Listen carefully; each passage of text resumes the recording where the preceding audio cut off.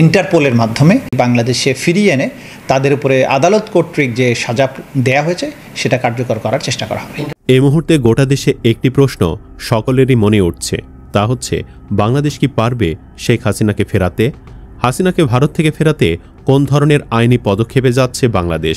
দুই দেশের মধ্যে বন্দি প্রত্যার্পণ চুক্তিতে কি লেখা আছে সেটিও আলোচনায় এসেছে। চলুন হাসিনার ফেরানোর প্রসেস সম্পর্কে জেনে নেওয়া যাক। পতিত আওয়ামী লীগের সর্বোচ্চ নেতা শেখ হাসিনার মৃত্যুদণ্ডের রায় ঘোষণা হওয়ায় মারাত্মকভাবে ভেঙে পড়েছে তৃণমূল থেকে শীর্ষ নেতৃত্ব। কারণ হাসিনার ফাঁসি রায়ের অনেক তাৎপর্য রয়েছে। শেখ হাসিনা এখন আন্তর্জাতিকভাবে মৃত্যুদণ্ডের আসামি।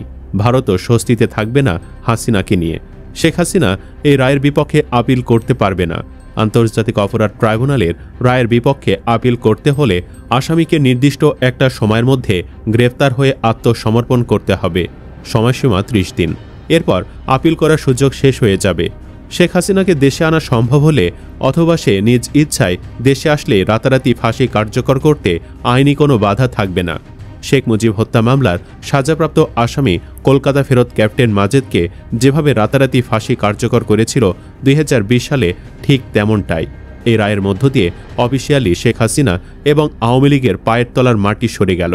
রায় যাতে ঘোষণা করতে না পারে সেজন্য গত কিছুদিন যাবৎ অন্তর্বর্তী সরকার ও আদালতকে নিয়ে নানা হুমকি ধমকি সহ তির্যক মন্তব্য ছুড়ে বক্তব্য দিয়েছেন দলটির শীর্ষ নেতারা। বিশেষ করে রায় ঠেকাতে গত এক সপ্তাহ ধরে লকডাউন, বিক্ষোভ ও প্রতিবাদ মিছিল এবং শাটডাউনের মতো কর্মসূচি ঘোষণা করে জনমনে ভীতি ও আতঙ্ক তৈরির ছক কষে পতিত দলটি। কিন্তু হাসিনার মৃত্যুদণ্ডের পরেই চুপসে গেছে তারা। জুলাই অভ্যুত্থানের সময় মানবতা বিরোধী অপরাধ সংগঠনের দায়ে আন্তর্জাতিক অপরাধ ট্রাইব্যুনালে মৃত্যুদণ্ডপ্রাপ্ত সাবেক প্রধানমন্ত্রী শেখ হাসিনা ও সাবেক স্বরাষ্ট্রমন্ত্রী আসাদুজ্জামান খান কামালকে ভারত থেকে ফিরে আনতে আইনি পদক্ষেপ নিচ্ছে বাংলাদেশ। ঢাকা ও দিল্লির মধ্যকার প্রত্যার্পণ চুক্তির আওতায় তাদের ফেরত আনতে চিঠি প্রস্তুত করছে পররাষ্ট্র মন্ত্রণালয়। পাশাপাশি আন্তর্জাতিক পুলিশ সংস্থা ইন্টারপোলেও নোটিশ পাঠানোর প্রস্তুতি চলছে। মঙ্গলবার সন্ধ্যায় ভারতকে চিঠি পাঠানোর বিষয়টি সাংবাদিকদের জানিয়েছেন পররাষ্ট্র উপদেষ্টা মোহাম্মদ তৌহিদ হোসেন।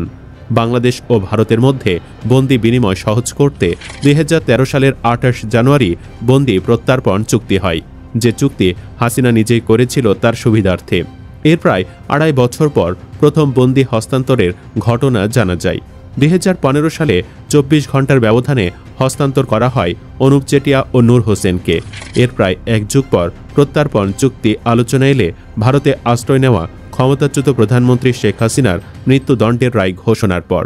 তবে এ চুক্তির অধীনে ভারত শেখ হাসিনা ও আসাদুজ্জামান খানকে ফেরত দেবে কিনা তা নিয়ে একাধিক মত রয়েছে।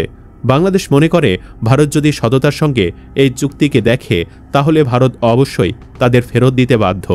কিন্তু ভারতীয় বিশ্লেষকদের কেউ কেউ বলছেন ভারত শেখ হাসিনাকে প্রত্যার্পণ করবে না, কারণ তার বিরুদ্ধে আদালতের সিদ্ধান্ত প্রত্যাশিত ছিল।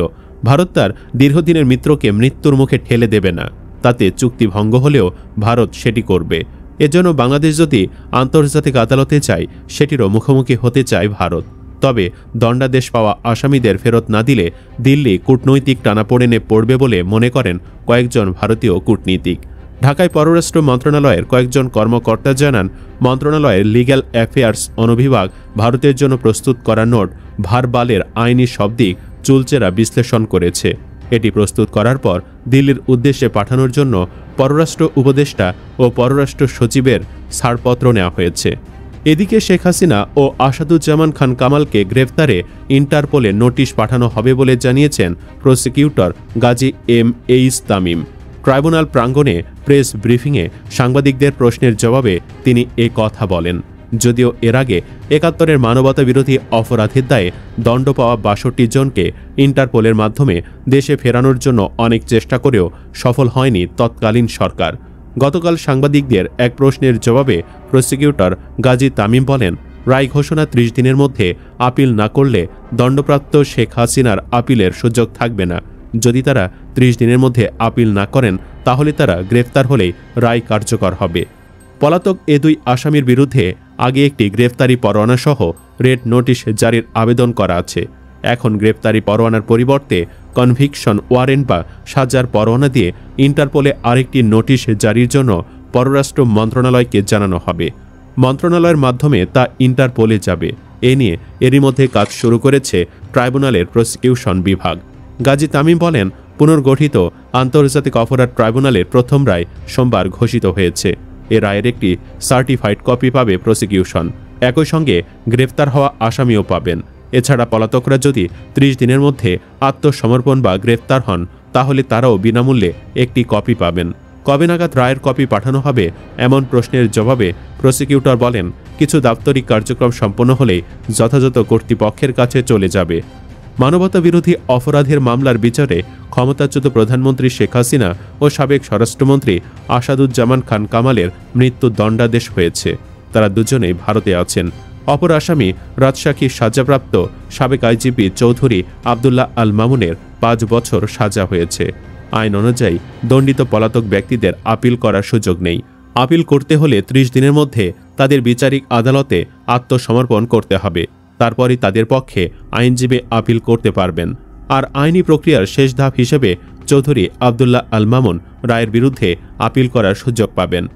চলুন এবার একটু বিস্তারিত দেখে আসা যাক কি আছে ভারতের সাথে বাংলাদেশের বন্দি প্রত্যার্পণ চুক্তিতে। ২০১৩ সালের চুক্তিতে অনুচ্ছেদ আছে ১২টি। এর মধ্যে ১ ও ২ অনুচ্ছেদে বলা হয়েছে, বিচারিক কর্তৃপক্ষের দ্বারা বিচারাধীন অভিযুক্ত দোষী সাব্যস্ত বা দণ্ড কার্যকরের জন্য যাদের খোঁজ চলছে সেই ব্যক্তিদের রাষ্ট্রের ভূখণ্ডে পাওয়া গেলে প্রত্যার্পণ করতে হবে। তবে অপরাধটি হতে হবে রাষ্ট্রের আইনে ন্যূনতম ১ বছরের কারাদণ্ডযোগ্য। চুক্তির প্রয়োগ কোনো ক্ষেত্রে ব্যতিক্রম হবে তা উল্লেখ আছে অনুচ্ছেদ ৬-এ। বলা হয়েছে, যদি কোনো অপরাধের ধরন রাজনৈতিক বলে বিবেচিত হয় তাহলে প্রত্যার্পণের অনুরোধ গ্রহণ নাও হতে পারে। তবে বেআইনিভাবে জিম্মি করাসহ ১৩ ধরনের অপরাধ রাজনৈতিক হিসেবে বিবেচিত হবে না। প্রত্যার্পণ না করার ভিত্তি সম্পর্কে বলা হয়েছে অনুচ্ছেদ ৮-এ। যাকে ফেরত চাওয়া হবে তিনি যদি অপরাধের মাত্রা, অপরাধ সংঘটিত হওয়ার সময় কিংবা অভিযোগটি ন্যায় বিচারের স্বার্থে আনা হয়নি এসব বিষয়ে সন্তোষজনক ব্যাখ্যা দিতে পারেন, তাহলে আশ্রয় দেওয়া রাষ্ট্র প্রত্যার্পণ করতে বাধ্য নয়। ভারতের পররাষ্ট্র মন্ত্রণালয়ের ওয়েবসাইটে তথ্য অনুযায়ী ২০১৬ সালের ২৮ জুলাই দ্বিপক্ষীয় প্রত্যার্পণ চুক্তির অনুচ্ছেদ ১০-এ ৩ নম্বর ধারা সংশোধন করা হয়। পলাতক অপরাধীদের দ্রুত প্রত্যার্পণ নিশ্চিতের জন্য ওই সংশোধনী আনা হয়। মূল চুক্তির এই ধারায় উল্লেখ ছিল, প্রত্যার্পণ চাওয়ার ক্ষেত্রে গ্রেফতারি পরোয়ানার সঙ্গে প্রয়োজনীয় প্রমাণ দিতে হবে। সংশোধনী অনুযায়ী শুধু পরোয়ানা থাকলেই প্রত্যার্পণযোগ্য বিবেচিত হবে। সব মিলে চুক্তি অনুযায়ী ভারত হাসিনাকে ফেরত পাঠাতে বাধ্য। এর আগে গত ২ জুলাই আদালত অবমাননার মামলায় শেখ হাসিনাকে ৬ মাসের কারাদণ্ড দেন আন্তর্জাতিক অপরাধ ট্রাইব্যুনাল ১। এরপর তাকে ভারতের কাছে ফেরত চায় ঢাকা, কিন্তু নয়াদিল্লি সেটির আনুষ্ঠানিক জবাব দেয়নি। ভারতের জিন্দল গ্লোবাল বিশ্ববিদ্যালয়ের দক্ষিণ এশিয়া বিশেষজ্ঞ শ্রী রাধা দত্ত আল জাজিরাকে বলেন, শেখ হাসিনার বিরুদ্ধে আদালতের সিদ্ধান্ত প্রত্যাশিত ছিল, তবে ভারত কখনোই তাকে প্রত্যার্পণ করবে না, কোনো অবস্থাতেই না। ঢাকায় ভারতের সাবেক হাই কমিশনার পিনাক রঞ্জন চক্রবর্তীও একই কথা বলছেন। তার প্রশ্ন, নয়াদিল্লি কিভাবে শেখ হাসিনাকে মৃত্যুর মুখে ঠেলে দিতে পারে? আওয়ামী লীগের সঙ্গে ভারতের আগের শাসকদের এবং শেখ হাসিনার সঙ্গে বর্তমান প্রশাসনের সুসম্পর্কের প্রসঙ্গ উদাহরণ হিসেবে দেখান তিনি। পিনাক রঞ্জন চক্রবর্তী বলেন, শেখ হাসিনা তার মেয়াদে ভারতের প্রতি বন্ধুসুলভ মনোভাব দেখিয়েছেন। এখন ভারতের পক্ষ থেকেও নৈতিক অবস্থান নেওয়া জরুরি হয়ে পড়েছে। প্রত্যার্পণ প্রত্যাখ্যান হলে কি হবে? বিবিসির গ্লোবাল অ্যাফেয়ার্স বিষয়ক প্রতিবেদক অন্য রাশন এথি রাজনের মতে, ঢাকার কাছে বিরূপ কূটনৈতিক সংকেত যাবে, যা দুই দেশের সম্পর্ককে আরও চাপের মুখে ফেলবে। আর অনুরোধ মেনে নেওয়ার মানে হল দীর্ঘদিনের ঘনিষ্ঠ মিত্রকে উপেক্ষা করা। ফলে ভারত এখন উভয় সংকটে পড়বে। তাই ভারতকে এখন খুবই সংবেদনশীল ও ভারসাম্যপূর্ণ পথে হাঁটতে হবে। সব মিলে হাসিনাকে ফিরে দিতে বাধ্য ভারত, কিন্তু তারা সেটি করে কিনা সেটি দেখার বিষয়। সুপ্রিয় দর্শক, বাংলাদেশ কি পারবে হাসিনাকে ফেরাতে, নয়াদিল্লির ওপর চাপ প্রয়োগ করতে? কমেন্ট বক্সে জানিয়ে দিন আপনার মতামত। ধন্যবাদ।